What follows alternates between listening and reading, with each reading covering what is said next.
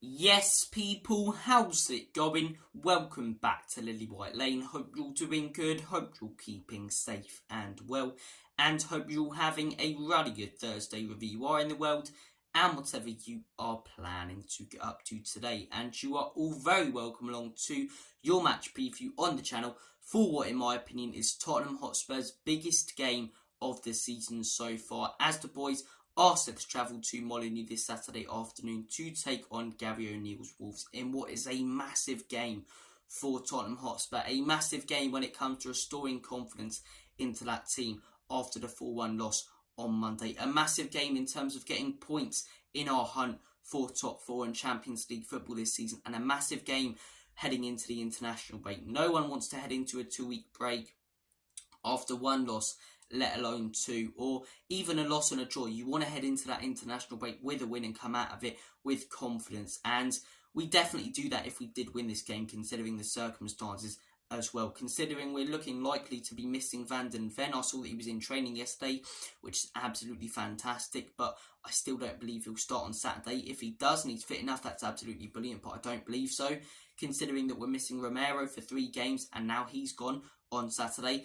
Missing Udogie, missing Richarlison, missing Solomon, missing Perisic. We've got a lot of injuries and suspensions right now. And if we can go to a really tough ground to go to, a ground where the likes of Manchester City have lost and pick up 3 points, it will show that this Spurs team really does have something about us. And I know people are gaining more and more respect for Ange Postecoglou and Spurs week in, week out. Even on Monday, the pundits on Sky Sports News respected the way that Ange spoke and the way that he played.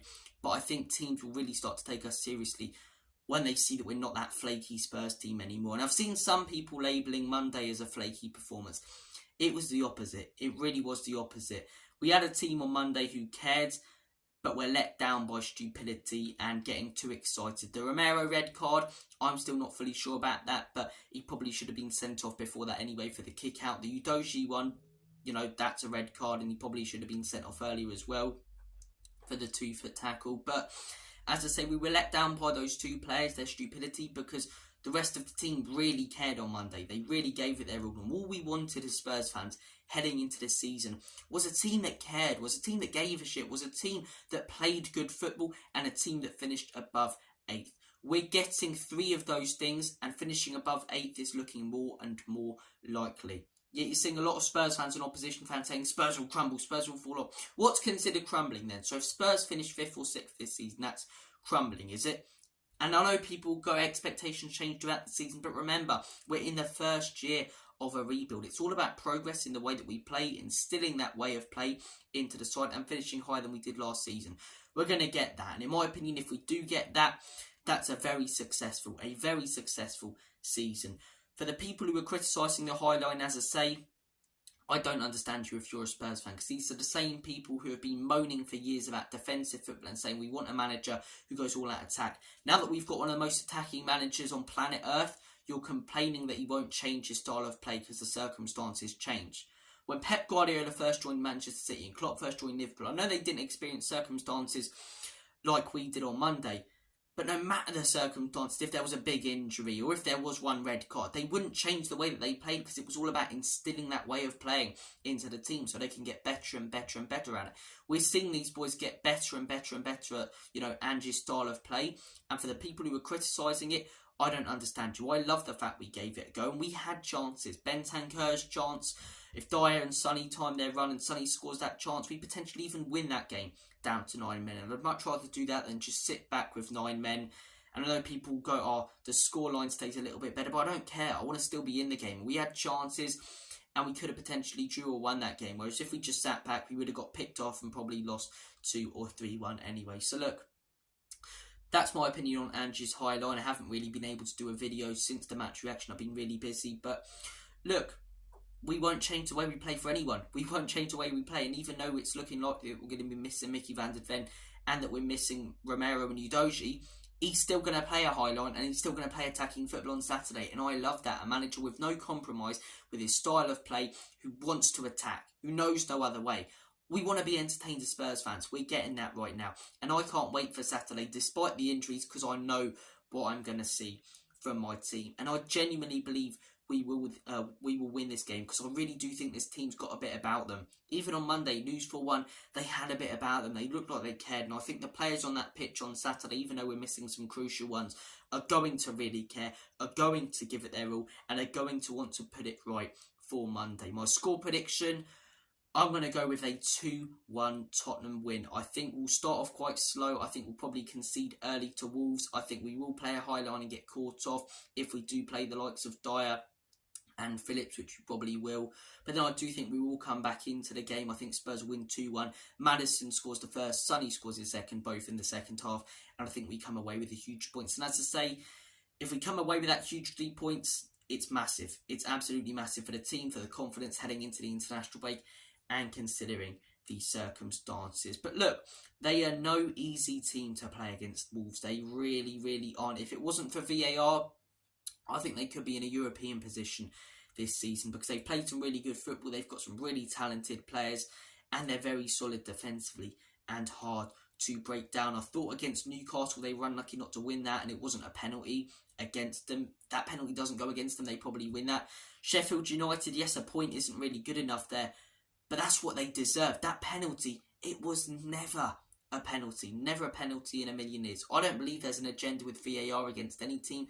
I just believe they're so incompetent. The teams believe there are, because everyone gets horrendous decisions against them every couple of weeks. But Wolves fans, they will feel hard done by, and that won't help our cause on Saturday, because they'll feel like the world's against them.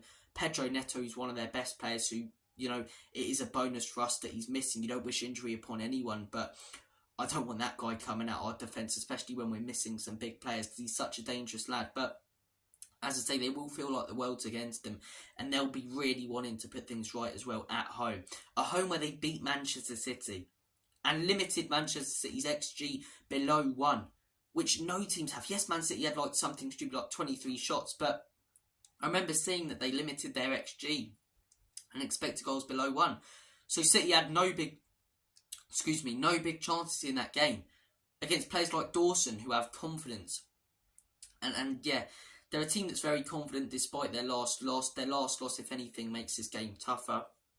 Wanting to put it right, world against us, siege mentality. But I believe Spurs will have that siege mentality as well, as I say, with the players that we're missing. They've won some big games this season. Wolves at 2-1 against Manchester City. What a performance that was. The 2-2 against Newcastle. Really good performance. When they lost 3-1 to Liverpool, I thought, you know, they could have scored about 4 or 5 in that first half. Wolves' big issue last season, at the beginning of this season, was scoring goals, but they look to be putting that right now. They are banging a few in. They're looking a dangerous team. Hwang Hee-chan, since Pep Guardiola called him the Korean guy, the guy's turned more in. He's turned more like Heung-min Son like himself. He's been an absolutely ridiculous player. A ridiculous player since Pep Guardiola said that. But look, they've got some dangerous players. I do believe they will score and score first, like they did against Liverpool. The atmosphere, the way that they start games, they're a dangerous team. But I believe Spurs will come back into it. I believe we don't have the quality defensively on Saturday, but we do going forward, and I do believe we will break them down. As I say, my score prediction is 2-1. Predicted lineup. What do I think Ange Postecoglou will go with? Well, the Mickey van den Ven injury. He looked to be out for about 6 weeks. Yeah, he's in training. He was in training yesterday, which is mental. Absolutely mental to see. And they're not fake images. I've done my research on it. They're not fake images. They're the images from Spurs' training session, and Mickey's there. Look, hopefully that means we can have him back sooner and after the international break. Do I think even if he's feeling ready this Saturday, he should play? Probably not. Probably not. I think, you know, if he did pull his hamstring last weekend, or even pulled it a little bit, I think he should be rested. He probably needs that rest as well, and I don't want to risk it with him. So look, brilliant to see him back in training, but the back four is going to be an interesting one. We know Vicario starts in goal.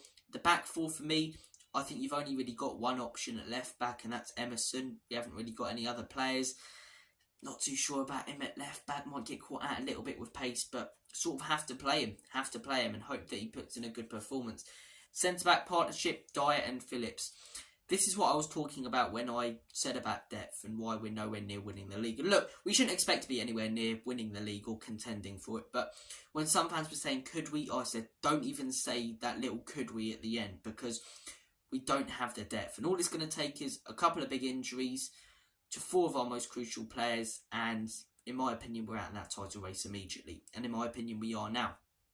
Romero missing for 3 games. That means he'll be missing for Man City. Van den Ven probably missing this Saturday. We don't know the full situation. Eric Dyer and Ashley Phillips forced to come in. And look, Ashley Phillips I really like. I think he was a brilliant signing. He's an exciting young player who can turn into a top centre-back in the Premier League.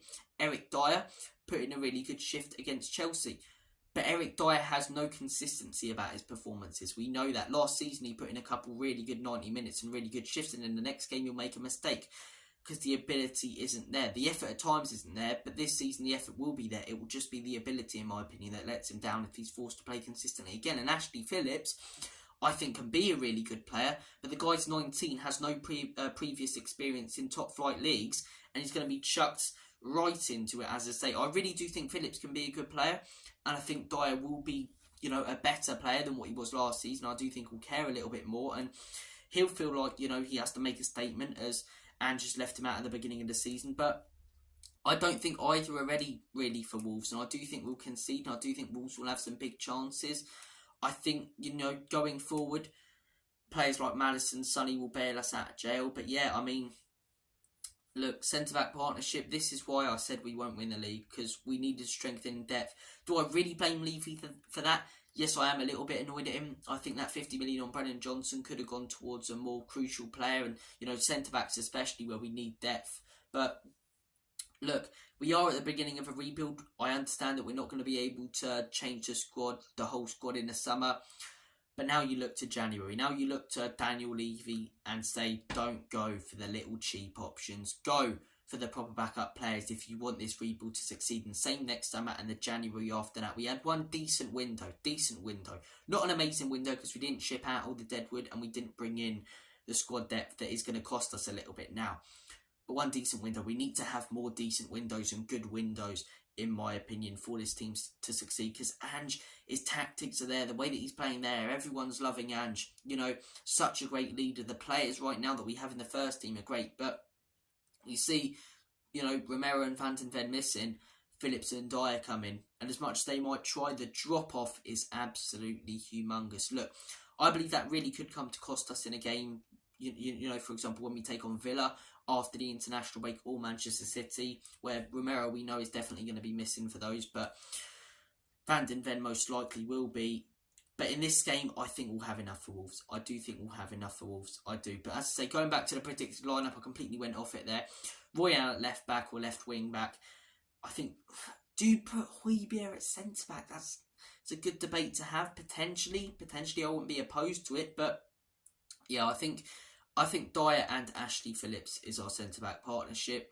Right back, I'm going to go with Pedro Porro. Midfield 3, Bentancur, if he's fit, should start. Same with Mickey Van den Ven, as I say. I don't know the ins and outs of injuries and how fit players are. Ange does. I'll leave that to Ange. Do I predict that Bentancur will start? Probably not. I think he'll probably be on the bench. Would I like him to if he's fit? Yes. And if he's fit, do I think Ange will start him? Yes. But I don't think he's fully there yet. And I don't think he will start. It's not what I want to happen. It's what I think will happen.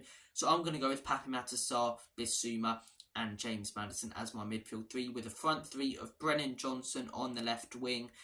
I did see that Maddison wasn't at training the other day. I believe that was only to be rested. I really bloody hope it was only to be rested. But front 3 of Brennan Johnson, Heung-min Son and Kulusevski. I think that's quite straightforward. That would be my predicted lineup. And even with the injuries and players missing, that should be enough, in my opinion, to hand us a huge 3 points. Wolves are a good team, but I believe that quality up top is absolutely fantastic. And as I say, be a huge win for confidence coming out of the 4-1 win. We've got to adopt that siege mentality, play our football, and yeah, 2-1 Spurs is my opinion. Guys, you have been awesome. Thank you for watching this video. Take care of yourselves. All the best. Have a smashing rest of your day. And as always, come on you Spurs. Enoch and Levy out. In Big Ange, we trust.